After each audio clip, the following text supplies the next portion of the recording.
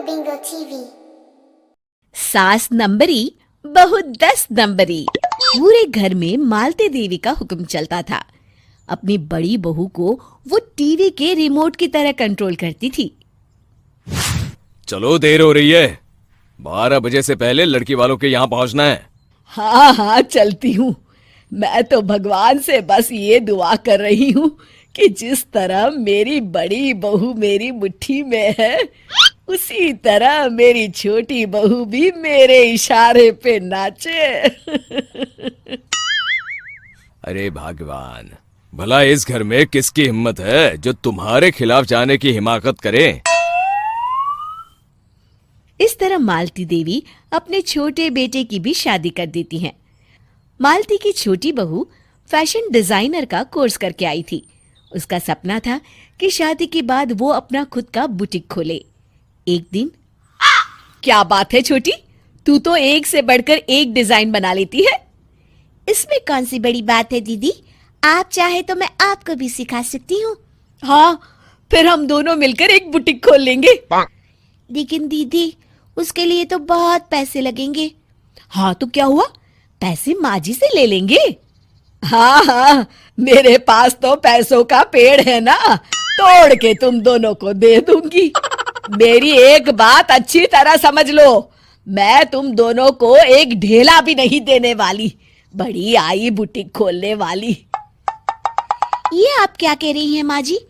आप हमारी मदद नहीं करेंगी तो कौन करेगा? अरे अगर बुटीक खोलने का इतना ही शौक है तो अपने माँ बाप से पैसे क्यों नहीं मांग लेती?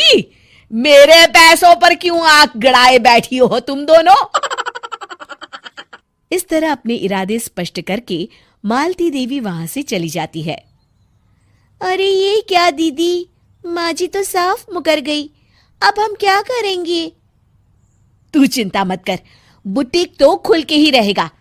कहते हैं कि घी जब सीधी उंगली से नहीं निकलता तो उसे उंगली टेढ़ी करके निकालना चाहिए। माँ जी अपने आप को समझती क्या है? पूरी सोसाइटी जानती है कि माँ जी ने अपनी सास को घर से निकालकर उनकी दौलत पर कब्जा कर लिया है। हाँ दीदी, अब तो जैसे को तैसा करना पड़ेगा। फिर दोनों बहुएं मिलकर एक साजिश रचती हैं। एक दिन, अरे नालायक, जरा ठीक तरह से पैर दबा, बिल्कुल मजा नहीं आ रहा। खाने पीने में तो कोई कसर नहीं छोड़ती। तभी वहां बड़ी बहू हाथ में एक फॉर्म लेकर आती है। माँ जी, आपके लिए एक खुशखबरी है। सरकार सभी बुजुर्गों को हर महीने 10,000 रुपये पेंशन देने वाली है। अरे ये क्या कह रही है तू? क्या सच में मुझे हर महीने घर बैठे 10,000 रुपये मिलेंगे? हाँ माँ जी, दीदी सच कह रही है। कल टीवी न्यूज में इस बारे में बता रहे थे।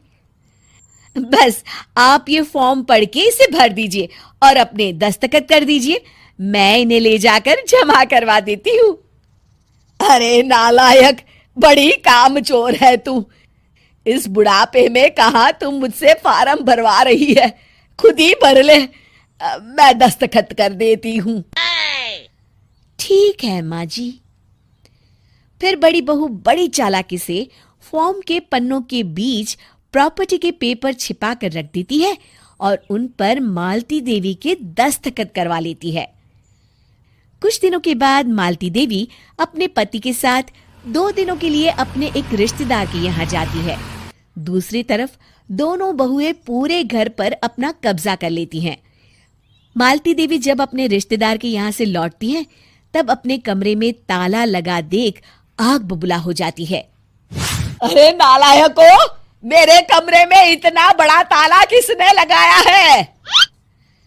माँ जी, ये कमरा तो मैंने अपने बेटे रोहन को दे दिया है और आज से आप बाहर कोने में जो छोटा कमरा बना है ना, वहां रहेंगी।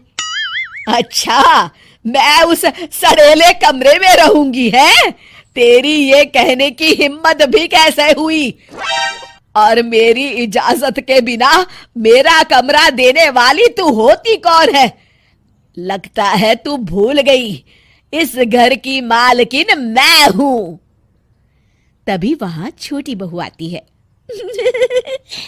अरे माँ जी, आप इस घर की मालकिन नहीं है। अब इस घर की नई मालकिन हम दोनों बहुएं हैं। ये देखिए, इन प्रॉपर्टी के पेपर पर आप ही के दस्तखत है। अरे भाग्यवान, ये तुमने क्या कर दिया? दस्तखत करने से पहले एक बार ठीक से पढ़ तो लेती। अरे लेकिन मेरी बहुएं मेरे साथ ऐसा कैसे कर सकती है? अरे तो इसमें कौन सी अचरज की बात है? तुमने भी तो अपनी सास को घर से बाहर निकाल दिया था। टूटा फूटा ही सही, शुक्र करो कि इन दोनों ने कम से कम हमें रहने के लिए कमरा तो दिया। तुमने तो अपनी सास को वो भी नहीं दिया था। आज समझ में आया, जैसी करनी वैसी भरनी। चलो अपना सामान उठाओ और चलते हैं।